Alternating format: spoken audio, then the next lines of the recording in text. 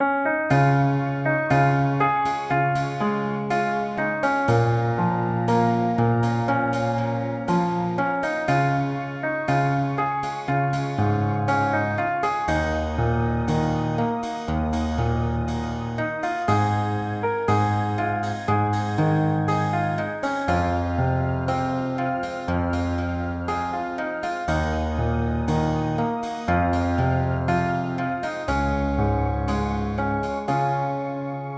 chỉ nung có lu lăng từ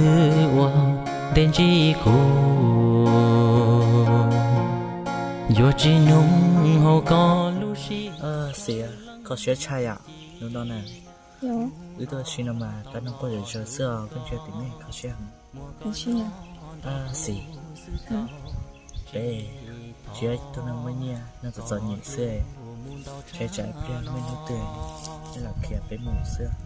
啊，你只看个门的嘛，这边个人没事啊，就搞了路个事。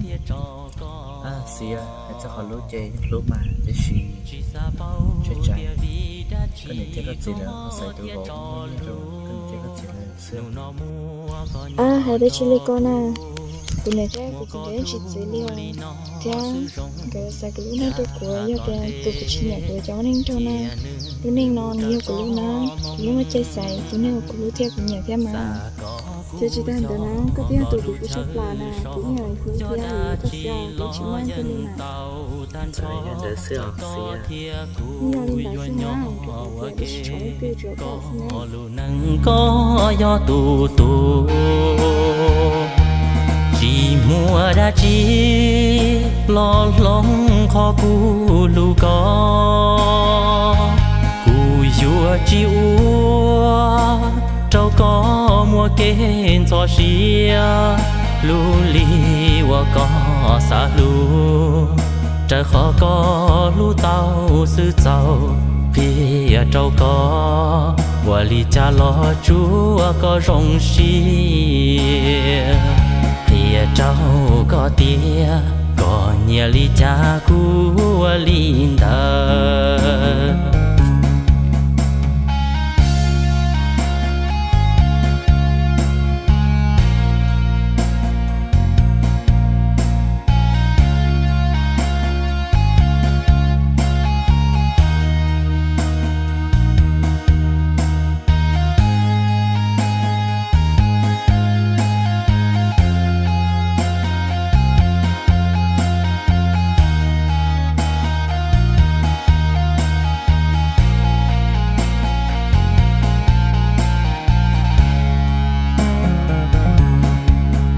Yo chỉ chân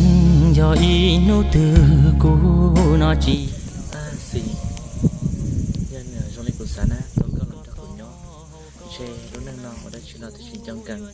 một số kể từ là chơi thì chỉ nó sát nhá chỉ nó đấy liền Nhưng tao cái là mà chỉ do em có ho kiểu giờ lịch tuổi chỉ có thế chỉ tao thấy cái nhớ sao. xì cú những chúng mình từ liều một cây lang sư dài tiệt có chỉ lúc cũ có chỉ một lúc lời tôi thế chị cô hạt chi chỉ bao năng nhỏ lên là sẽ là Thế tiền à, tôi chỉ chọn lên tên lấy chú có thế sao thế giờ tôi cũng luôn nào.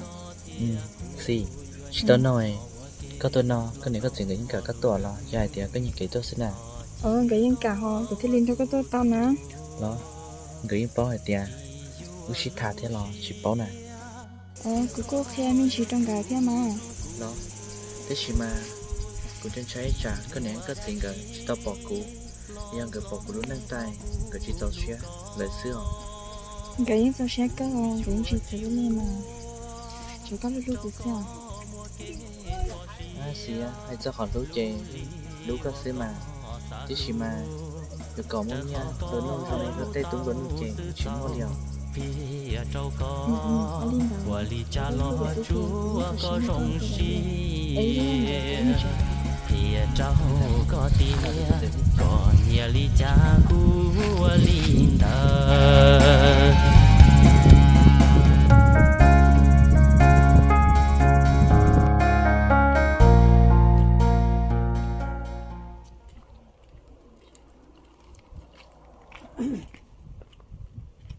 Ồ, cái sắm bà, nên nói chuyện này. Ồ bà, ơi mua xí tí lo sữa nếu mua được xí thế nào? Ồ, rong mà nè, như thế chứ lúc một ngày giờ chứ gì mà nè. À bà, cứ xả tiền vừa thế nào mà, tới xí vô nè chọn nhẹ, bà chỉ tao xí chè, gió lì nào mà lý vừa. Ồ, rong mà nè, đi chả là chuối xí lúc chứ chuối tổ tiên là những tàu cao. Chè lên đó sao? Mà một hồi lấy em mua. Đợi mà, Em mua. nếu mà mua, nếu lỗ. Ô, tao. Cái này cũng nhiều tụi chúng có cười à? Ồ, rong cái thế mà. À, nhà này là hai đứa xứ nhà này sao giờ sai vậy à? Ôi yo, thôi, chỉ là anh có cho chán thôi, đã hay, cháu đi chụp bao theo, đi phóng người đấy là, thì con nó chơi cái nhẹ là. Ủa chị à? Cụ bỏ ngô đi chúng có chở thế là nó có sao? Giờ mà anh ấy cũng chụp cái thế mà.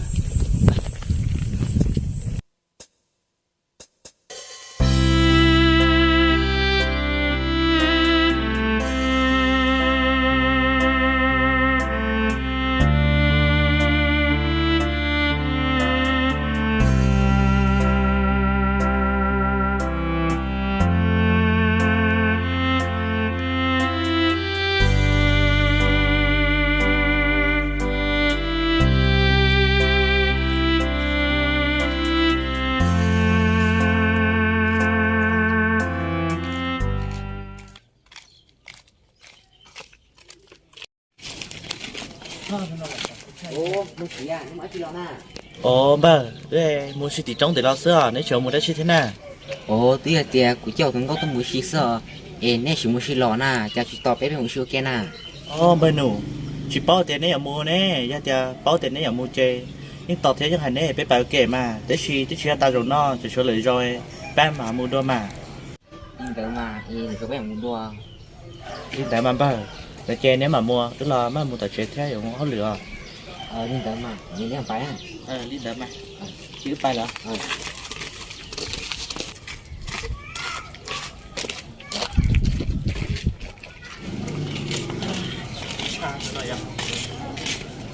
Xì, cứ thế, cơ cái bài xì nó thế, là sao nói chơi, cứ sao có sao nói xưa này có không nè? Tôi lên làm gì? Có chuyện đâu cũng hỗ trợ cho nó. Xì, cứ lo, tức sao có sao nói chơi, cả liền, để cho sao? Tôi lên làm mà chị có mà lên một nào? Lên đá mà, chơi cũng là xì. Mình xin cái nào?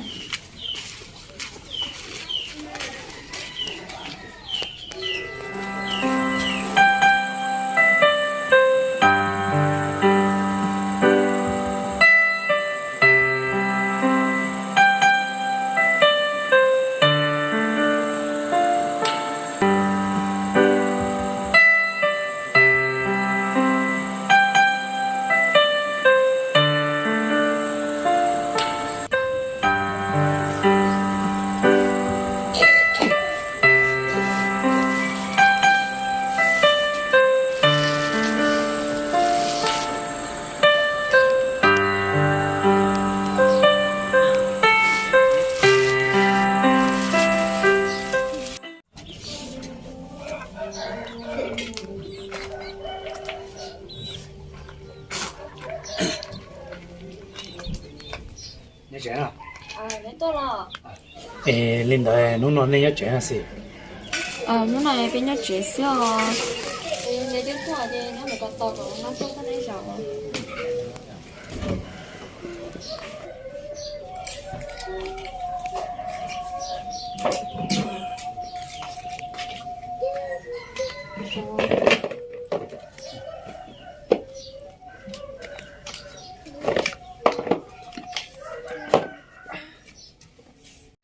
Ê gì, nó nói con này nhớ cái chuyện là mà chỉ tạm này. Lúc này cũng nhà thế cũng gì là có cái tụi tí là nó lười lòi là chỉ nhát tao. Rong mà là gì? Ê chứ nè, của tụi bún như nói nhà cho cuối tiền là sản nó có solution này. Của thế thì chân tôi nó có solution này, thì có thể sẽ xài cả nó. Cứ chỉ xả lấy cha lên mà. Giờ giờ nhớ giờ lô chỉ điซื้อnhững tàu cơ, ta chỉ những fan gia đâu có thực hiện nó tiền của chúng nó lần đầu rồi trong lọ. Nhưng bỏ lên đỡ mà, ta chỉ sẽ con đâu con. Cho đã trả lời, thì lý có của tụi con nó. Cho của tuần đâu con, từ xưa. Ê, cái luôn bê hồ xì nó, thì kia đó.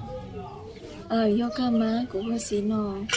Ê, cho khơi của chỉ tao bỏ cái đua lệ có nhớ được cái to thế này thì có lúc đó đi chả có nhà sản đã chiều cũng đây hoa hủy công nào của sản phẩm trong cái liều cái bên trong cái liều này có chỉ trong theo gì để nên chỉ nhớ đầu cho nó lo cho nên lo cả tư lo bé gì nhớ trò lúc đó nó mà tới khi ở liều tê nhớ phải liều phải tên tao nên trên đây thì chỉ báo sửa trong cơ mà nên qua cơ liệu yên tâm mà ở trong mùa nên sẽ xả đi cho của chúng nó lười chơi mấy trò khác một chơi được rồi bé mà đi nhớ luôn đó ở lên đó mà chỉ có chỉ khổ là bài liền rồi đó tôi nó có tự đôi yên tâm thế mà nè mua nè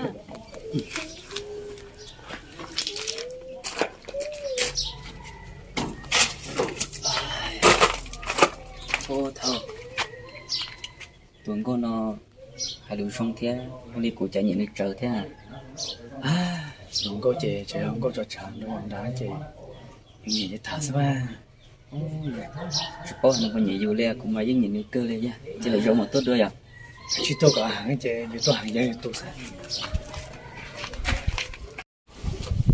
rồi tôi mù kìa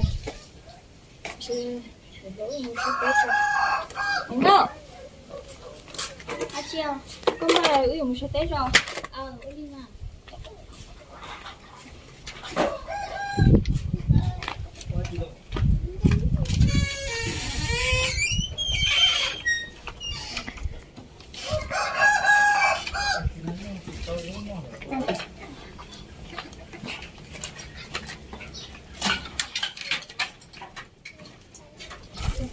lao ấy sai trái cái nào có tương à không sao để bây giờ nhớ trên này bây giờ có tết xin thằng xem mà lên đó rồi nhớ trên sao phải cái gì cái lòng sao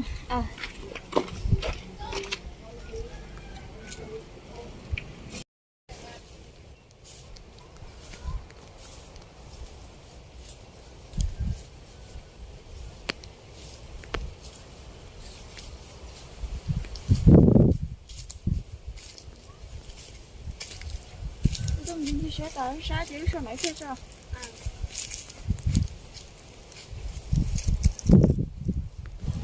mấy cái chạy chỗ tết này trong có liền cũng giống là đó mà cha có liền tên đồng này phải luôn liền chỗ biểu giống lại liền yo tại tia tên đông na nè chỉ chơi rong lo giờ nó na nè cứ rong chè nhâm lấy ở rong theo nha有giống thế mà chỗ nó sẽ đi cũng chỉ giống lại cơ đó mà cũng mà nhiều tí khó tia chạy cũng sợ là chỉ nên chỉ chơi trong mù nè tại tia nếu cho mình chỉ lo bây là lúc họ nó sư mà nên thế li cho mình chỉ linh đó mà mấy cái tôi mày sát tỏ đâu sát tỏ nó tay nó chứ nhà bên đó số này nè chỉ có lo nó chứ bên mà đi tốt luôn sao linh đó mà ai chỉ nghe những lo gì những cái gì có hay đâu có tia gồm cái chơi nuôi gặp mấy lo na gọi tia gặp mua ly chơi gì nó thế nó cho có tia lời cho con đường đấy non tao thế nào tiền cỡ chủ tao một ba lô của ta mà người thích lo nó lo linh đó nha cho mà do hai tia nếu chỉ có chỉ tao lo nó lo tôi lo luôn đây là tao mày ở bên ngoài do tia nếu chỉ có lo lo cho tao nó còn mà đi tao phá sữa linh đó mà nè lao giờ tia nè thế gì có chỉ tao lo tôi luôn đây ta chỉ mà nè lao đi cha có tụi mình chơi nè chỉ tao tôi có coi nè nè tôi chỉ thả lo để cho người nè để lo tí hồi lưu trình ba chỉ tao chụp bằng sữa cho họ tiền nếu tôi chỉ mua lên gì nè chị rồi thêm người nhiều gì chị tao nếu ba chỉ tao lại nếu chỉ tao tua sao tôi nếu ba tao chị nhiều chút tao cho của xí lẹo nè lo cũng sai cho chị nè họ chưa có nhỏ ít chồng thấy ít chồng em họ chưa có lồi nè tôi có sữa để lo nhà nhiều chỗ lên đó cho họ tiền nếu quý tu nên hà lô rong cho rong gì lên nữa sẽ giờ đã hàng à nhà nhiều chỗ lên đó đâu có chỗ có gia đình đã xí là mà linh đó mà chị này lo thứ tôi sẽ cháu nó chị trẻ linh đó mà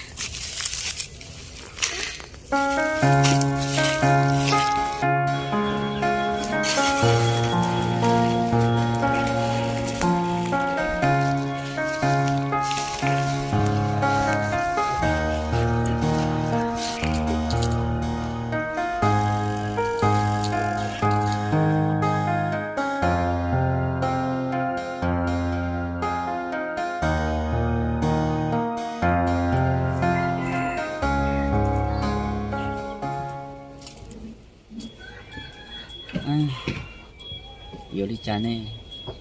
thì một thằng xí này chỉ nó muốn thôi sống nó cái liếm này chỉ một số luôn đó sẽ không chán cái liếm này giờ nó muốn thôi lo chơi chả tôi không có cho trả tôi cho trả xin chỉ tôi ăn từ từ thả kia thôi còn cô na giờ thì dùng cho người thẳng được như chủ nhẹ như xứ đi chung thằng này hàng chơi nó cũng chủ nhẹ nhưng mà hàng chơi như chủ nhẹ thế khi xét lui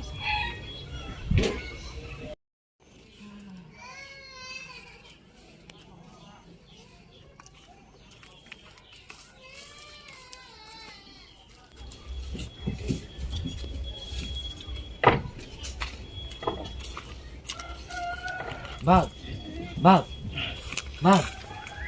ô tôi là tôi cơ mà vâng ô có chữ xã chi naแต่กูไปลองก็chỉ té của na ô bờ cô đã tỏ xảy giải trong họ cái tôi có hộp của thì chúng ta cắt té gõ ý à dùng ấy chưa xã trong như số cũ là dân không có na à ta tỏ xã trong có ra ấy cái có bậc không ơi không cơ mà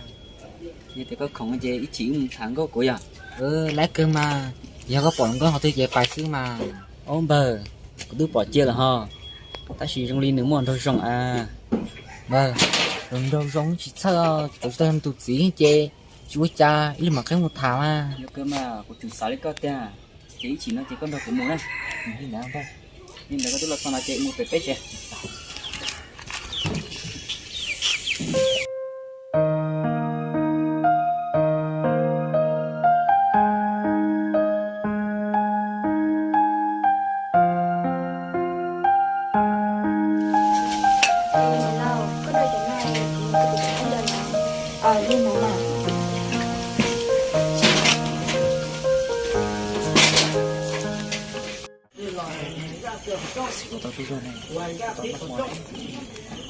Lên nói là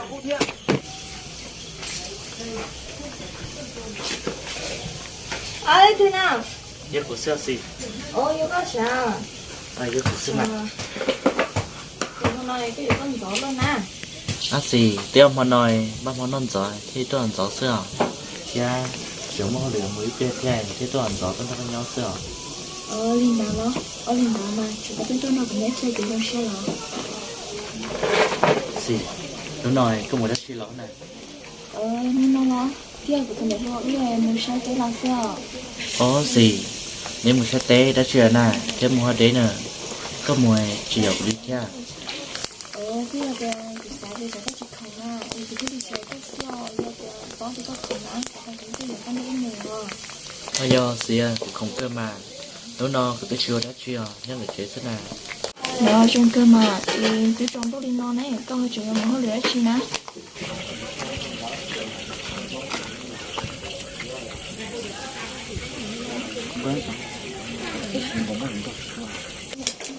gì tí của bên trong tôi nói sẽ lại cho mới không lửa chưa thì sao rồi cho nên tôi đâu thì chỉ tuôn thế này thì là tôi đòi số tôi sắp đi thế này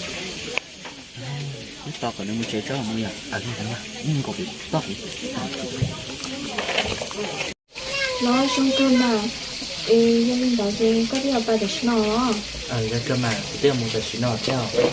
Oli mà đã phải làm sao cho nó bên đây chơi có buồn á chỉ còn một này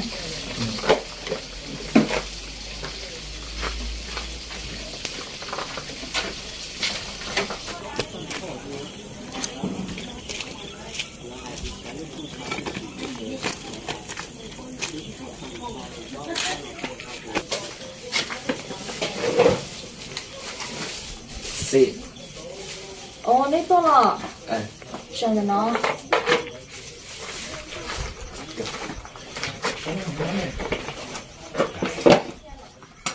thử con hôm nay nếu mà lửa đã chỉ tuổi nó tôi xong để bé nó nào chúng ta chỉ thấy gì bây giờ bọn ta có hai linh đấy thì tôi nó có số lượng chuẩn đủ nó sao rồi là sẽ mà nhưng lấy cơ có gì thì tiền hôm nay của chị không thế nào thì nó sẽ giá cho anh thì nếu được không chịu rồi em đừng nói mà đi to tôi đấy tôi chỉ con đồ của bên nháy kia cho mà cho tớ thì tôi đây tôi thế này đó lúc tôi lấy tiền tôi mới cũng xong rồi nhỏ liên đạo đến tao mà cái gì rồi cũng mới lười ngay cho tao chỉ mới chỉ nói nhau tao cơ mà cái gì cũng mới lười nè chị cho được một cái mặt nhau nè thì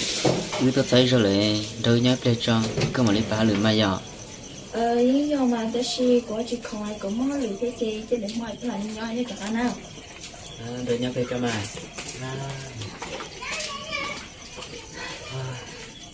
bà chả nhà có một chút xấu luôn